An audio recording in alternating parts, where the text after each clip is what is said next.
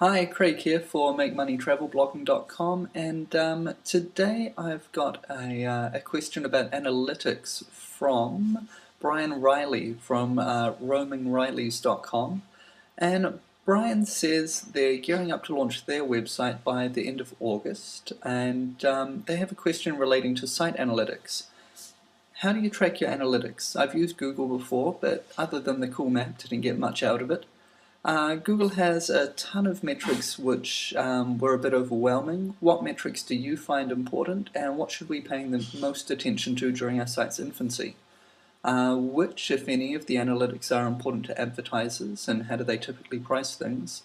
And yeah, so we will break this up. I've done a video recently on basing your advertising on the value you're giving advertisers rather than the numbers.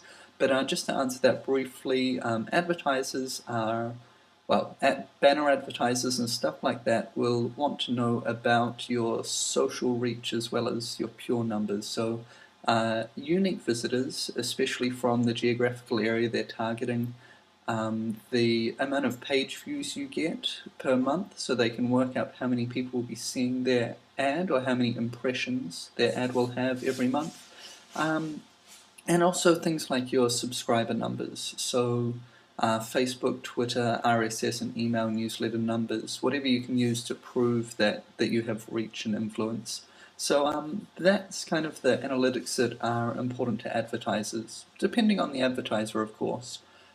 So let's have a look at analytics. I'm just going to bring that up on my screen here. Here we go. So this is the Google Analytics for MakeMoneyTravelBlogging.com. It's a new site. I've been running it since around Tibet, so I guess that's the end of July. And I had the domain up a little while before then, just with kind of a one-page website with some kind of links and some keywords just to get Google used to the idea the site existed. But I've only been using it actively for around a month, I think.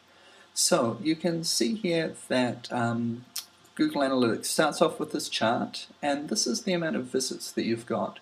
And you can see these kind of peaks and troughs, which are really quite unhealthy, I think. So that's showing that we're getting rushes of social traffic, probably, that's what I'm guessing, or that someone influential has linked to an article and there's a rush of traffic from that site. But being a new site, a lot of our traffic's down at kind of 5 to 10 visits a day, which is fine. So I'm going to have a quick look here, and I check out how many visits I've had in the last 30 days, how many page views. Pages per visit, 1.59. Ideally, I'd like that to be higher. I'd like that to be around 3 pages per visit. You get people that come in and go away instantly. They've come in from Google, they're looking for something.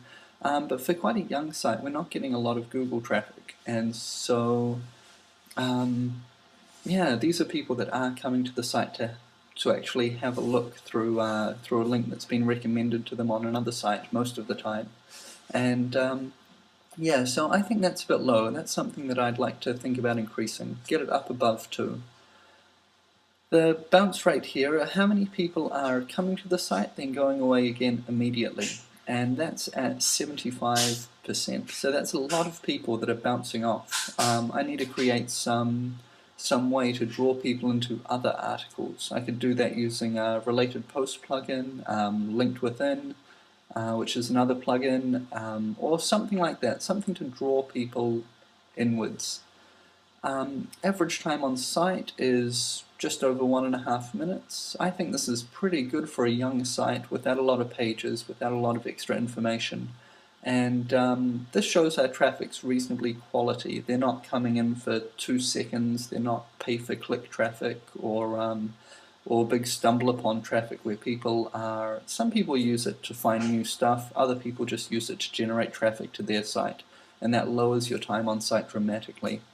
70% new visits, so that means out of those 1,000 people that have come to the site, 300 of them have been to the site before, and 700 of them are brand new, so let's hope they're sticking around.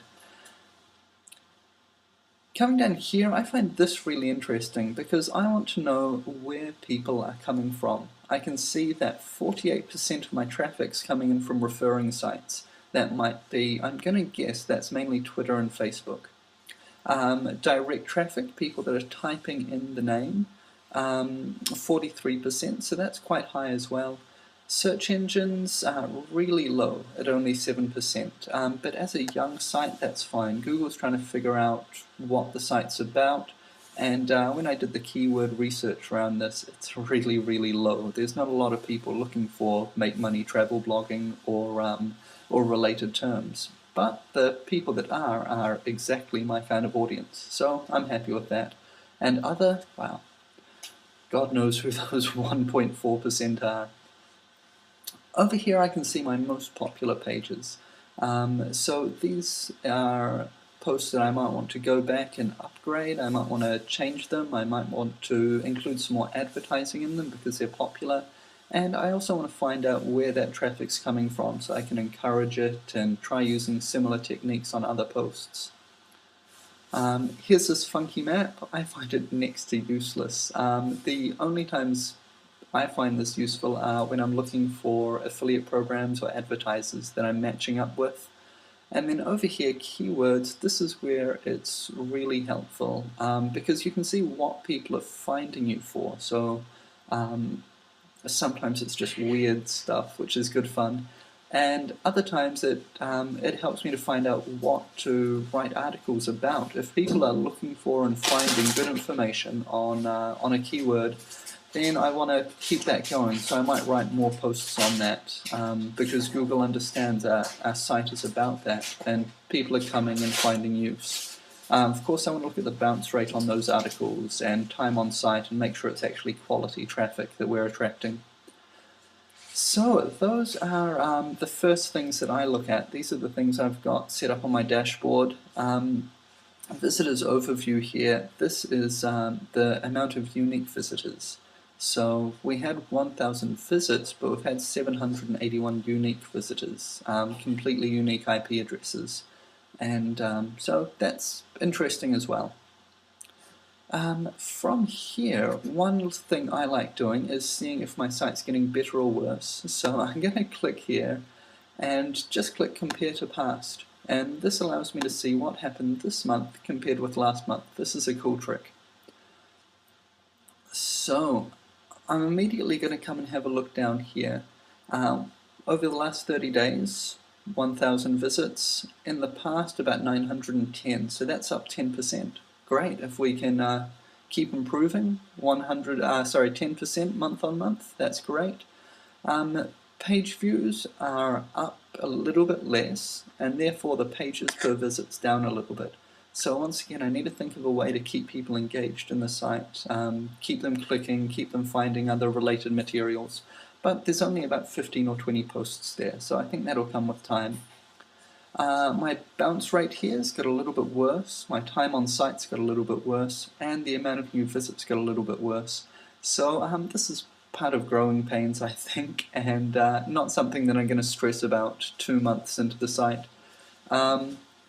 However, I am going to be thinking about if this continues for a long time, I want to figure out a way around it. I'm perhaps attracting bad traffic that isn't really interested in what I'm doing. If there's a high bounce rate, people coming in and going away. And average time on site, well, I think that's a pretty good stat there, about 1.5 minutes for a new site. As you're attracting more traffic from new sources, your average time on site might drop, especially because when you first start, it's your family and friends that are looking at your website, and they really care about you and love you and will spend time looking through your photos and reading your articles with great care. When you start attracting traffic from Google, they don't care about you until they've read a couple of your articles and get caught up in your journey. So don't panic when your traffic starts going up and your bounce rate starts going down. Your time on site starts going down. That's part of the birth pains, I think. So that's a really quick overview of Google Analytics and what I look at when I'm just kind of scanning through things. And maybe in the future we'll be able to dig a little bit more. But Brian, I hope that helps. And if you have any questions about making money travel blogging, then let me know. MakeMoneyTravelBlogging.com/questions.